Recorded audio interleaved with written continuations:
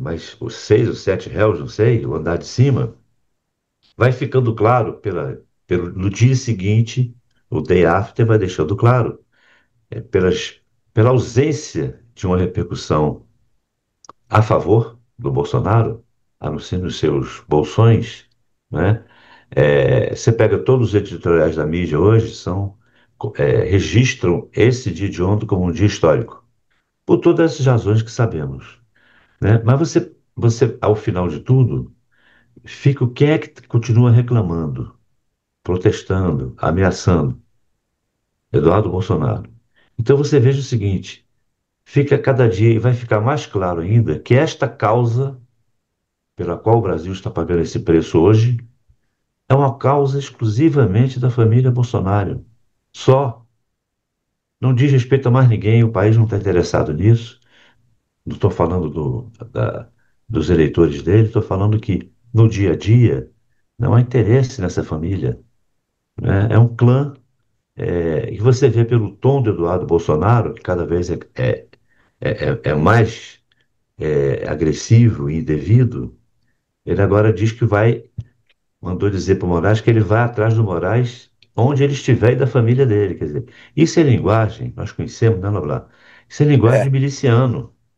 mas Isso é linguagem bota de miliciano miliciano. nisso. É. É, Vou atrás o de ca... você, sei onde você mora e vou atrás de você a vida toda. Isso é linguagem de bandido, de miliciano. bandido, bandido. Não? É. Mas foi bom você dar essa deixa, porque a gente tem uma fala do Eduardo Bolsonaro que não se refere exatamente a essa perseguição que ele pretende mover ao Alexandre de Moraes pro resto da vida. E que é basófia também. Claro. Basófia quer dizer, basófia vai lá no Google. Vai lá no Google que tem aí. Não é, porque agora eu estou assim, ensinado pela Alice, eu estou assim. Mas bota, Alice, a outra fala do Carlos Bolsonaro, nosso embaixador do tarifaço, do Carlos, nada. Coitado do Carlos. O Carlos é porque eu estava com a fala dele aqui. O Carlos, o vereador, disse apenas hoje nas redes sociais, se referindo a Mauro Cid, o ajudante de ordem que delatou tudo. Parabéns pelo que fez na história brasileira, Mauro Cid. O Carlos foi contido, né? Embora tenha muita raiva aí, muita por trás dessa mensagem, muita mágoa, muito até um pouco de ódio, mas enfim. Eduardo não. Veja o que ele disse. O Brasil pode perfeitamente, no futuro, ser necessário a vinda de caças F-35 e de navios de guerra, porque é o atual estágio da Venezuela. E você não consegue mais consertar aquilo dali com remédios diplomáticos como as sanções. Então, Não. poderia ser um uso para o futuro. Eu acho que foi muito feliz a porta-voz da Casa Branca, né, a Caroline Leavitt, falando isso, porque demonstra a disposição do governo Trump em defender as pautas da liberdade. Eu acho que se as autoridades brasileiras tiverem juízo, elas vão prestar muita atenção nesse discurso. Ô, Guga, quando você conheceu esse seu, eu diria talvez a essa altura, ex-amigo, não sei como é que vocês continuam se dando, se relacionando, você e o Dudu Tarifaço. Mas quando você o conheceu, ele era como é que se diz? Americanófilo, é assim que se diz? Ou eu Olha, sem ele o não apoio, era. ou sem o apoio da direita que eu acabei de perder na cadeira, agora estou trocando tudo. Ele era tão submisso ao ideal norte-americano, não? Como é que ele é? Não, não era. Ele se Não era, não? transformou, né? Quando ele foi Mas eleito ele. em 2010, quando ele foi eleito deputado pela primeira vez, com um pouco mais de 30 mil votos na sombra do pai dele, ele tinha um outro discurso. Ele queria se aproveitar de um vazio que tinha de representatividade dos reacionários. Isso ele queria desde o início, mas ele ainda não era um reacionário. Só que ele embarcou tanto nessa jornada junto com o pai dele que ele de fato virou. Principalmente no momento que ele começou a criar pontes ali com Steve Bannon, com a extrema-direita global, internacional. Ali ele se afundou de vez. Hoje ele é um radical, mas ele não era. Ele ia surfar, ele, enfim, ele era bem mais liberal no comportamento dele. Agora ele fica pagando de conservador, de reacionário. Mas quando em 2010 mesmo, 2011, assim, não me lembro se foi 10 ou 11, conversando com ele, que o pai dele estava começando a ficar cada vez mais radical, o Bolsonaro. Ele já era, né? Bem radical, mas estava piorando. E aí eu até perguntei para ele, num voo que a gente foi junto, conversando, por que que o pai estava fazendo isso, e ele falou claramente que ele está ganhando muito apoio. Ele está chegando nos lugares, ele está ficando gigante. Ele já estava impressionado em 2011 como o Bolsonaro estava ficando muito popular por conta desse discurso reacionário. Quanto mais discurso de ódio, quanto mais guerra cultural ele estava fazendo, maior ele estava ficando. E o Eduardo percebeu isso. Aí depois tem o olavismo, que o Eduardo começa a embarcar no olavismo. Aí o Bolsonaro junta o Olavo de Carvalho com o bolsonarismo, e aí consegue abraçar todos os reacionários, todo esse movimento conservador reacionário acaba indo de fato para o bolsonarismo na hora que o Olavo vai também. E aí é nesse momento, é nesse período que o Eduardo vira isso que ele é hoje. Mas ele não era tão radical e ele, inclusive, tinha esse olhar estratégico de querer ocupar esse vazio. Ele via isso mais como uma maneira de fazer política. Agora não, agora ele parece de fato um sujeito que acredita, né, nessas ideias. Não é só um político oportunista querendo ganhar eleitor, não. Agora ele parece de fato Ele um se converteu. Ele se Parece, né? converteu. Parece. Eu ainda tenho minhas dúvidas se isso tudo não é oportunismo político. A família Bolsonaro blefa o tempo inteiro. Eles sempre fizeram isso. Inclusive no golpe, em determinado momento, ele continuou blefando, mesmo vendo que não tinha como dar o golpe. Tentando pressionar ainda a justiça, tentando, enfim, convencer os eleitores na base de um blefe. Eles sempre foram de blefar. Então eu juro que eu ainda tenho dúvidas se ele de fato é hoje um radical ou se não passa também de uma máscara. Porque no Você não início está era oportunismo, no início era. você não tá dizendo isso pelo bom coração que você tem, não, né? Quer dizer, não, Não você é, está mas é querendo porque é pou- malandragem política, oportunismo poupar, político. Eu não sei. poupar, Eu não poupar um creio. velho amigo, poupar um velho amigo, Eles não, não não são será por isso, religiosos de né? verdade, ele finge que é. Eles não são de fato contra aborto, contra maconha, contra. Não é. Isso tudo é cascata, que ele finge até hoje. Então, se em parte eu sei que eles fingem, por que que não pode ser no todo? Será que ele se radicalizou para valer ou não passa tudo dessa imagem de reacionário que ele quis vender para virar o que virou, o deputado mais votado de São Paulo? Você disse que ele não é contra, o Eduardo não é contra o fumo, porque vocês Não, já não é. fumaram juntos, alguma Cascar coisa esse assim, né? papinho. O Bolsonaro quis abortar o Jair Renan. Ele falou na Playboy isso. É O verdade. passado do Eduardo e dos outros era estar ali no arpoador surfando, onde rolava muita fumaça no ar. Então, assim, se trans agora ele é contra o aborto. Agora ele não é, isso é cascata. Pô. Isso para mim é cascata. Agora, se ele, em parte, virou um radical, não parece que virou. Mas ele não abraça todo um comportamento conservador, não. Ele tem muita imagem que ele precisa vender Guga, para você precisa continuar bem escrever um político. livro futuramente, eu não estou dizendo agora, de suas memórias com os Bolsonaros, entendeu?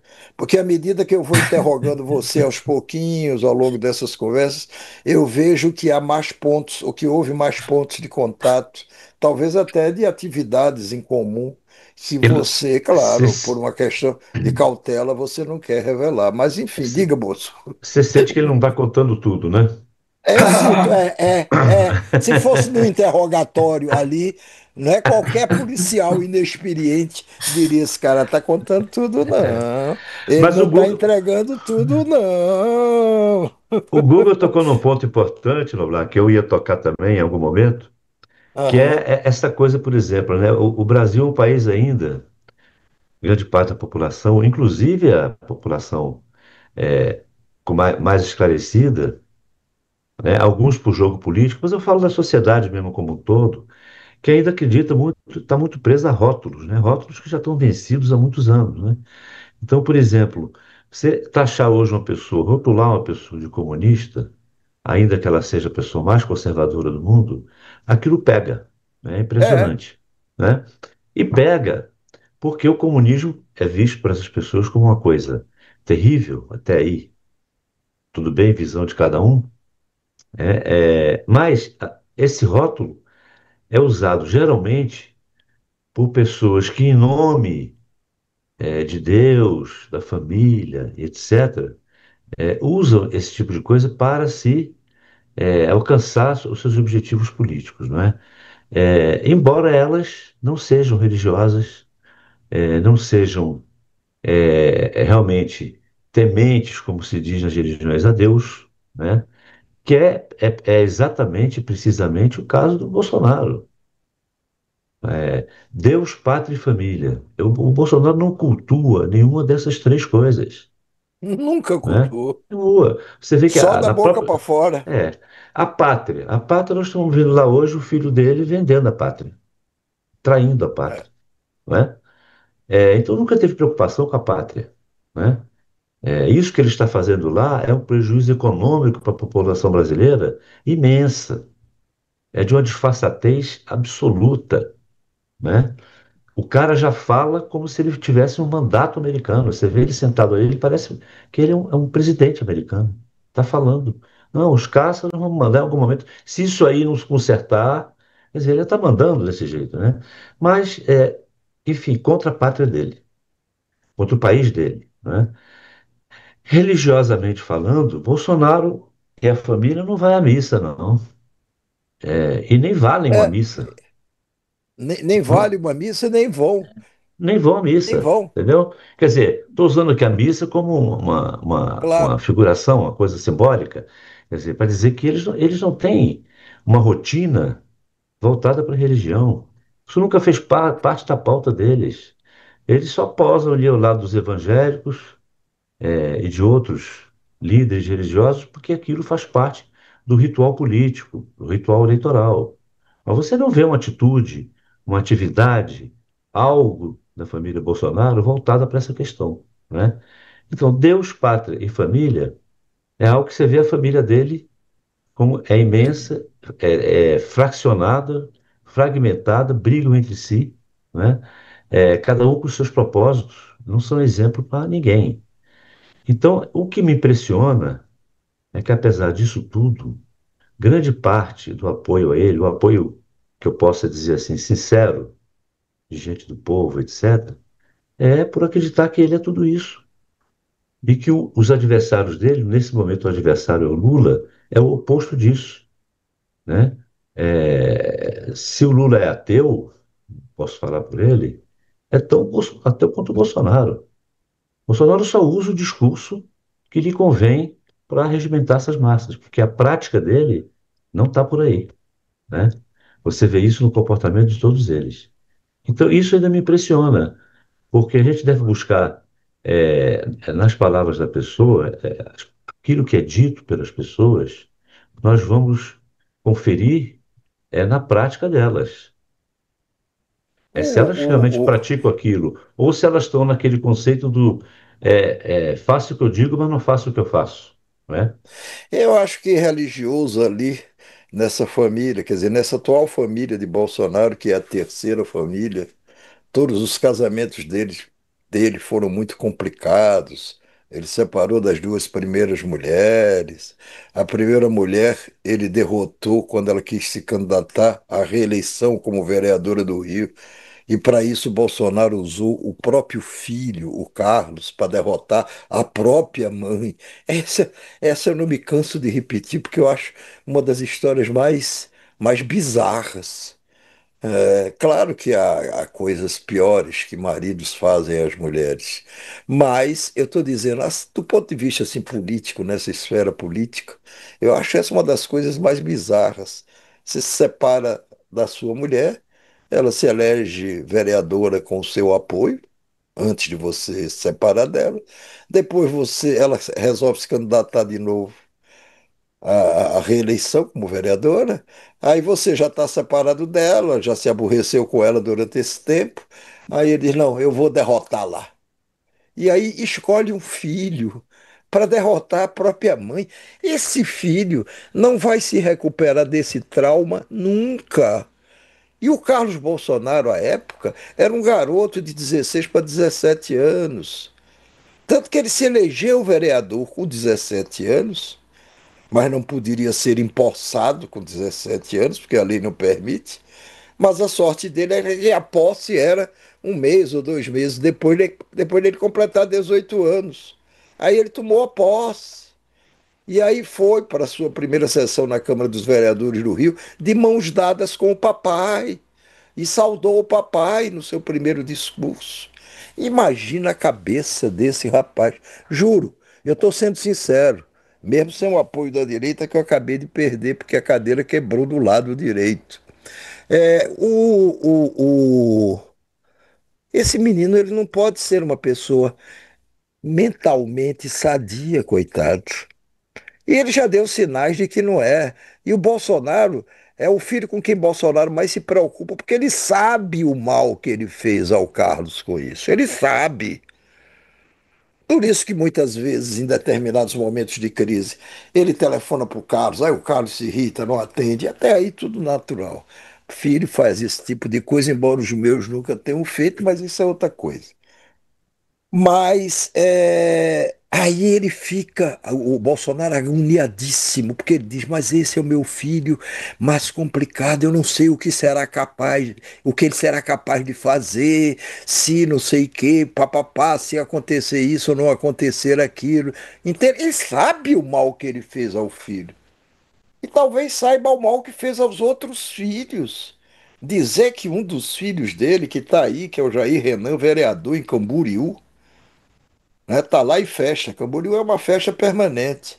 Por isso que ele estava lá. E aí achou que com isso tinha base eleitoral. Quem tem base eleitoral é o pai.